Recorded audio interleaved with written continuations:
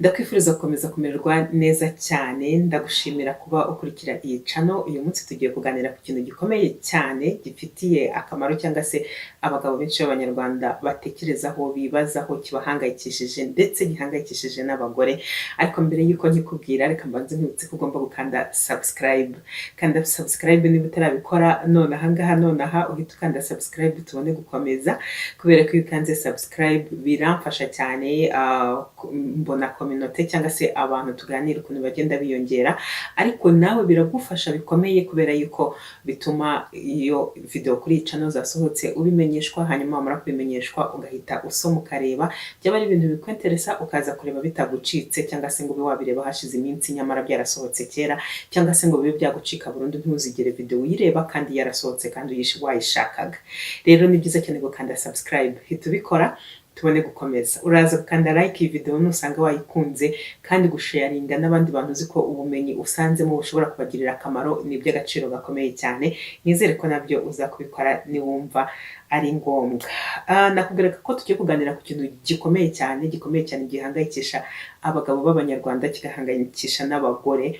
Icyo ngicyo ni ikintu kijyanye no kuzana amazi, tujya tukigarukaho kenshi mu mavideo atandukanye, ariko uyu munsi ndashaka kukwereka amakosa icumi umugabo akora, hanyuma agatuma atabasha gutuma wa mugore azana amazi kandi yabishakaga, yabyifuzaga ko ayazana.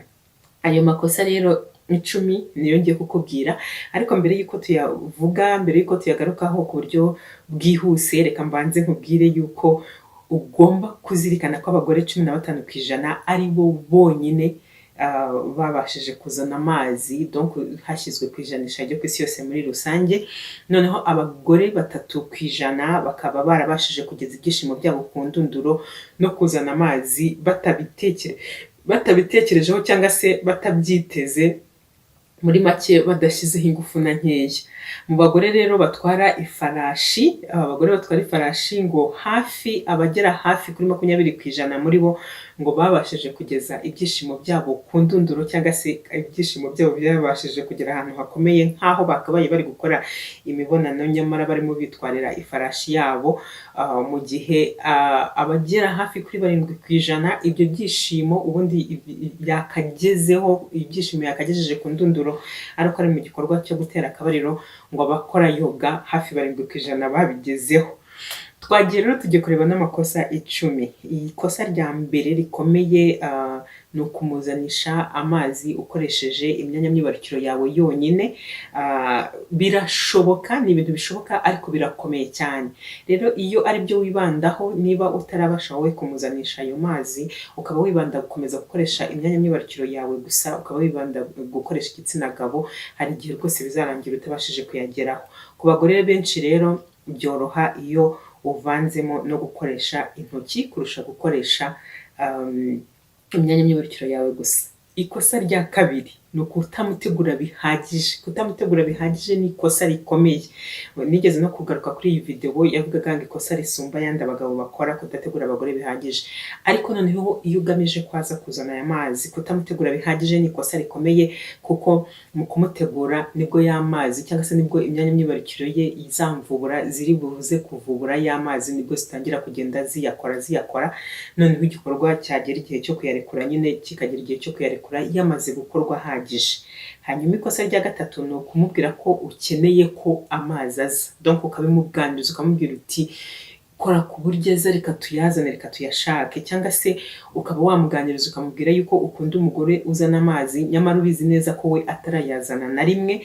Iryo ngiryo riba ari ikosa, ni ikosa rikabije cyane. Ibyo ngibyo bituma uyu mugore akagira stress, bityo ntabashe kugira kwirekura gutuma y'amazi aza, kuko ubundi yakagombye kuza abantu bari free, batabyitayeho, batayategereje, bajya kubona bakabona arizanye. Iyo habayemo rero kugira iyo stress, haba ku ruhande rwawe nk'umugabo bwo kuyashakisha ku ngufu nk'abayataye mushaka kuyatoragura, iyo ku ruhande rw'umugore habayeho kwitekereza cyane mu mutwe, wibaza, wikanira, uyashakisha, icyo gihe ntabwo aboneka.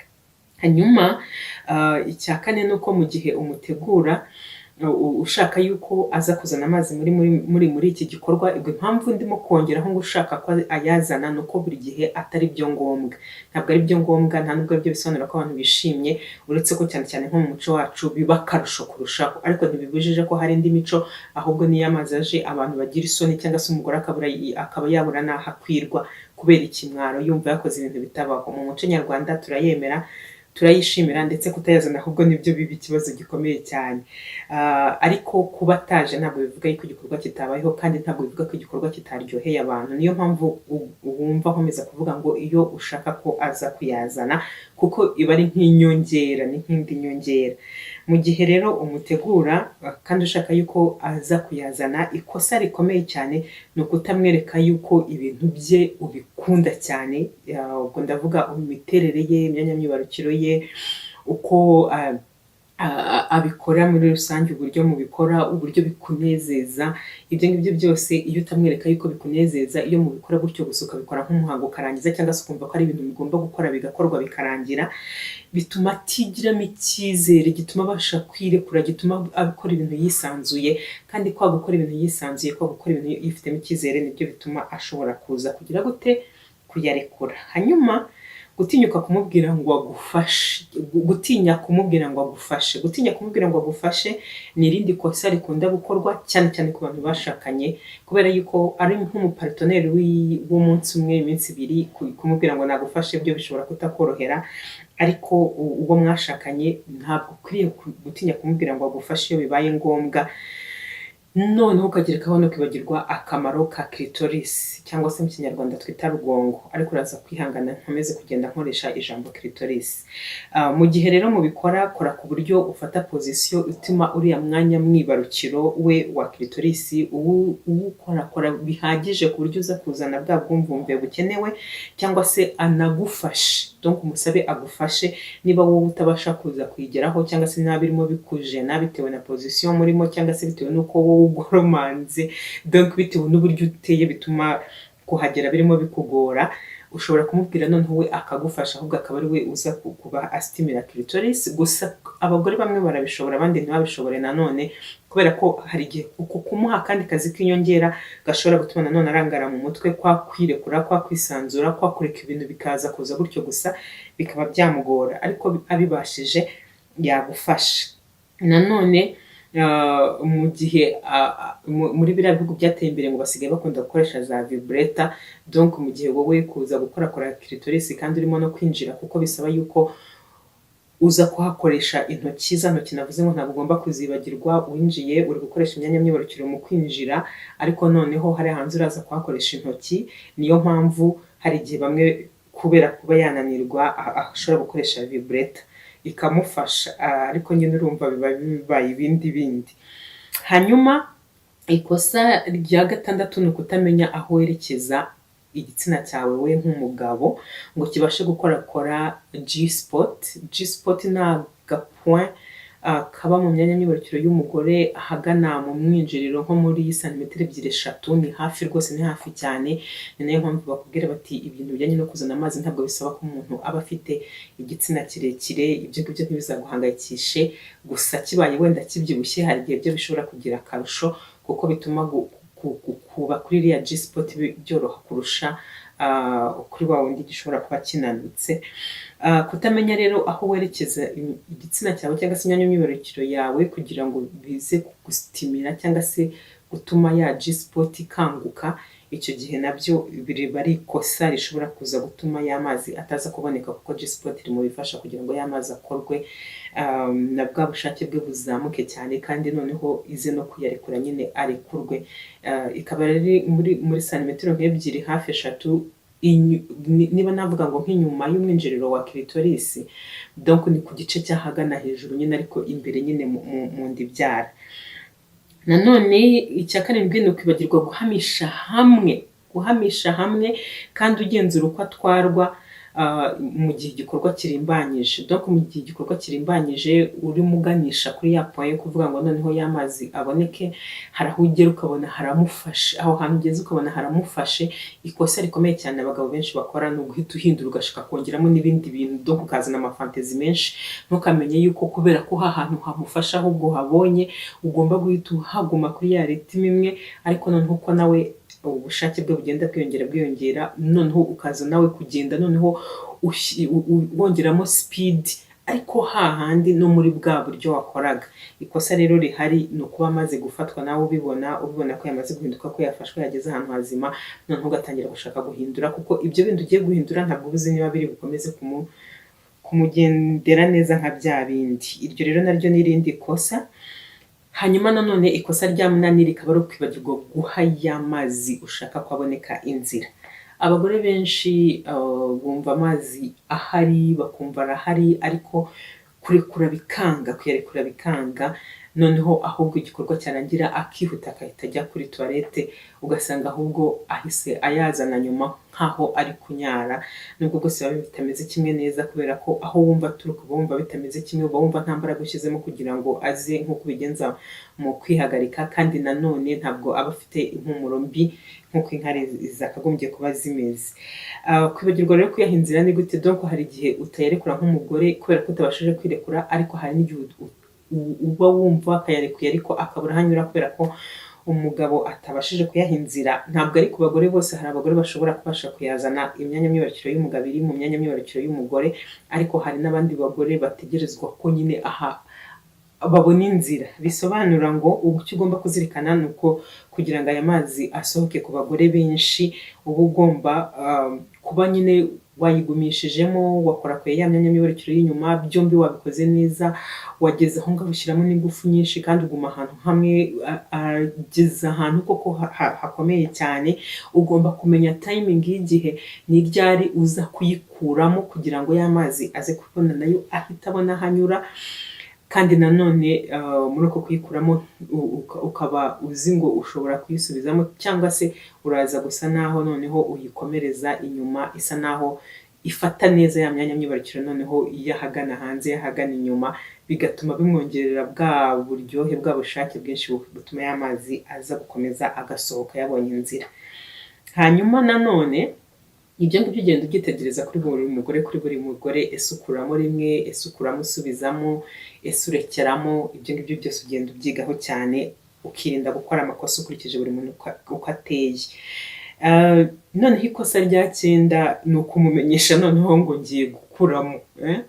Ni nkaho wakamubwira uti ndimo ndabona ibyakomeye, ndabona umeze neza cyane, noneho ngiye gukuramo amazi yawe asohoke. Uramutse ubimenyesheje usa naho ukanguye ubwonko bwe bwari bwageze kure, bwatwawe, bikaba byatuma noneho cya gikorwa gihita kimera nkaho gihagarara, kubera imikaya igize imyanya myibarukiro ye ihita yongera ikikanya, yakwikanya ikamera nk'iyafashe, akaba yakwanga gusohoka. Ni ikintu rero ugomba gukora kimutunguye, utamubwiye wowe ukurikije ukuntu ibintu biri kugenda. Noneho ikosa rya 10, mu gihe wamaze gukuramo, ntugahita urekeraho nyine gukorakora ya myanya myibarukiro y'inyuma, cyane cyane kuri clitoris, yikomerezeho, ukomeze uyikorakore y'amazi abanza aze, kandi mu gihe ari kuza ukomeze za gahunda ukuri muzikora ari maza, kugira ngo nyine aze arangize. Kandi umenye yuko amazi mu gihe ari kuza, iyo arangiye yose, hari igihe nawe ahita arangiza, ibyishimo bye bikaba bigeze ku ndunduro, ariko hari n'igihe aba ashobora kuba yakomeza igikorwa. Rero ntabwo ugomba guhita wihutira gukuramo, ugomba kumenya igihe. Niyo mpamvu nabyise timing.